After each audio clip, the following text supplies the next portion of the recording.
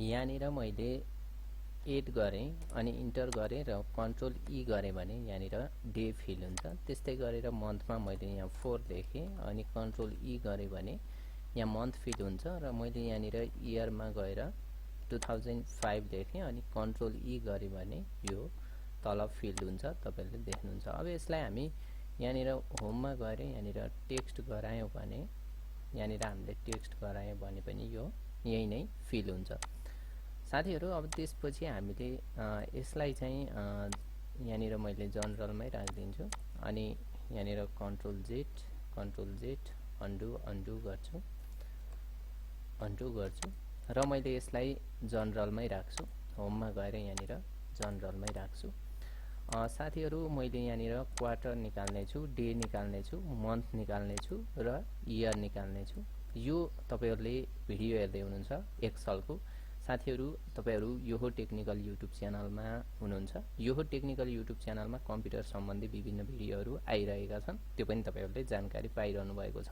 एकदमै टिप्स र ट्रिकको भिडियोहरु हामी ल्याइरहेका छौं कन्टिन्यू। साथीहरु तपाईहरु च्यानलमा नयाँ हुनुहुन्छ भने सब्स्क्राइब गरेर जोडिनु होला ताकि तपाईले भविष्यमा कम्प्युटर सम्बन्धी एकदमै राम्रोसँग ज्ञान लिन सक्नुहुनेछ। हामीले यहाँनिर डे निकाल्नको लागि के गर्छौं त इजिकल टु डेट गर्छौं, सरी इजिकल टु डे गर्छौं, यहाँनिर गएर डे गर्छौं अनि यो डेटको डेको भ्यालु लिन्छौं अनि ओके गर्दिन्छौं र यहाँ के आउँछ डे आउँछ। त्यस्तै गरेर हामी मन्थको लागि मन्थ गर्छौं अनि यहाँ जान्छौं र यसलाई ब्र्याकेट स्टार्ट गर्छौं र क्लोज गर्दिन्छौं, यहाँ के हुन्छ मन्थ आउँछ। त्यस्तै गरेर इयरको लागि पनि हामी इजिकल टु इयर गर्छौं अनि यहाँनिर गएर यसलाई क्लिक गर्छौं र ओके गर्दिन्छौं, यहाँ इयर आउँछ। यसलाई यहाँनिरबाट ड्र्याग गर्न सक्नुहुन्छ इयर मन्थको लागि, सरी डेको लागि अनि मन्थको लागि पनि सेम तरिकाले यसलाई फिल गर्न सक्नुहुन्छ र इयरको लागि पनि सेम तरिकाले फिल गर्न सक्नुहुन्छ। यो फिल गइसकेको छ। अब यहाँनिर आजको इम्पोर्टेन्ट कुरा भनेको हामीले क्वार्टर निकाल्ने कसरी, हाफ क्वार्टर हैन, थर्ड क्वार्टर, सेकेन्ड क्वार्टर कसरी निकाल्ने यो म आजको भिडियोमा विशेष गरी सिकाउने छु।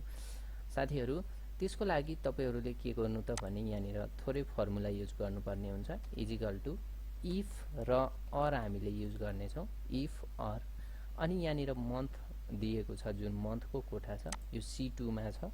मन्थ को कोठा इजिकल टु 1 छ अथवा मन्थको कोठा इजिकल टु के छ 2 छ। मन्थको कोठा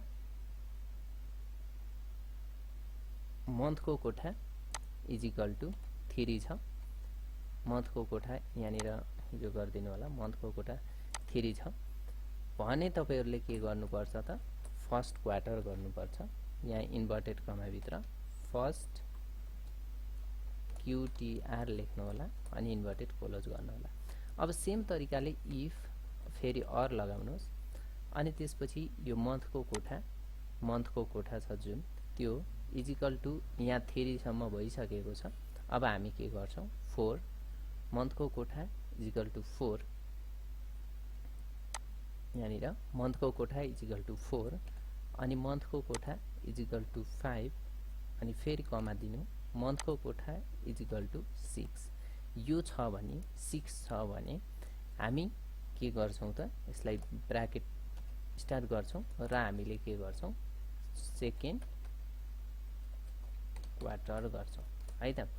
अनि त्यसपछि हामीले फेरि अर्को फल्स भ्यालुको लागि इफ अर लगाउँछौं। इफ अर ब्र्याकेट स्टार्ट गर्नु होला। त्यसपछि C2 इजिकल टु 6 सम्म हाम्रो भइसकेको छ।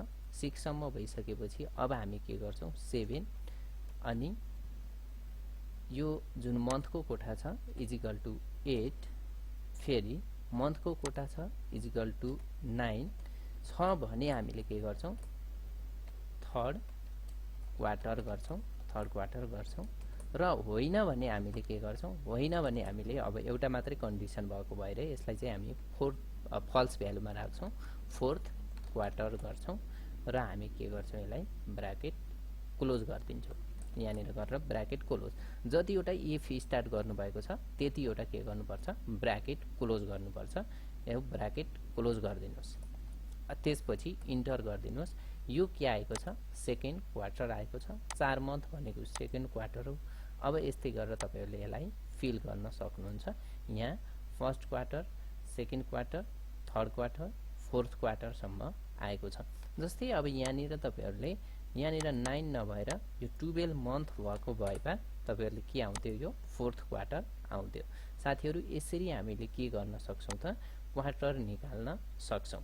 साथीहरु यस्तै एक्सेलको टिप्स एन्ड ट्रिकहरु हेर्नको लागि यो युट्युब च्यानललाई सब्स्क्राइब गर्न नबिर्सनु होला। साथीहरु भिडियो कस्तो लाग्यो कृपया कमेन्ट बक्समा कमेन्ट गर्नु होला। हस्त धन्यवाद।